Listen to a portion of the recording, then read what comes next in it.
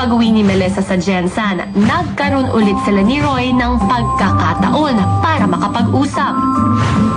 Maluya po ni muna. Kasi na pa yung ay. Oy, ingat always ha.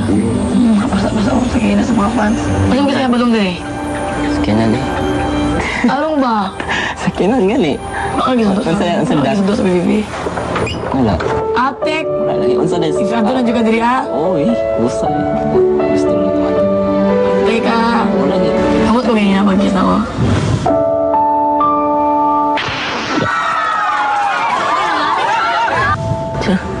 Uy.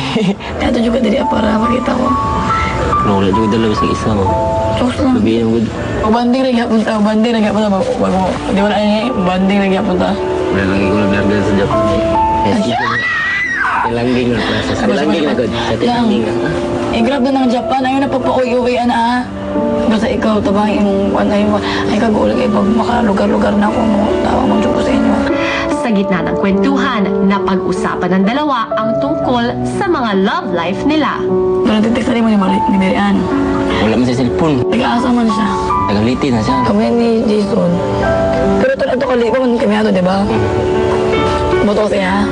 Okay na yun. Okay na yun. Dili ka boto siya. Di ba mo? Ay, sakitan ko na niya. Ang kasakitan na yun niya. Wala ka. Wala mo gani. Wala pa gani. Wala gani. Kasi na siya mga chicks, no? Maya-maya pa'y kinailangan ng magpaalam ni Melay sa dating kasintahan. Salamat sa talaga. Hindi mo rin na siya. Diba? Okay na sa'yo.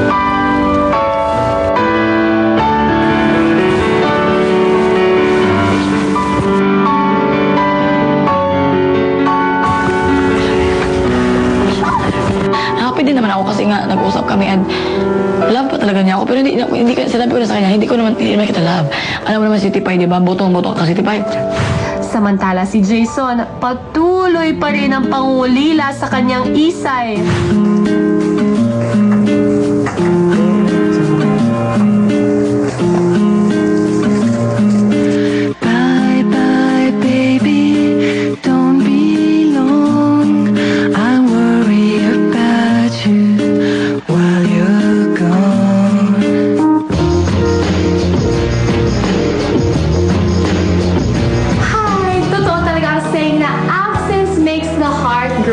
Lalo na kapag ikaw ay in love.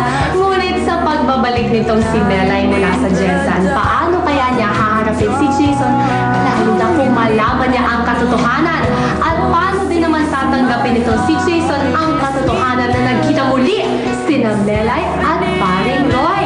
Ako po si Bianca Gonzalez at yan ang sabay-sabay nating aalamin sa mga susunod na araw. Dito lang sa nag-iisa at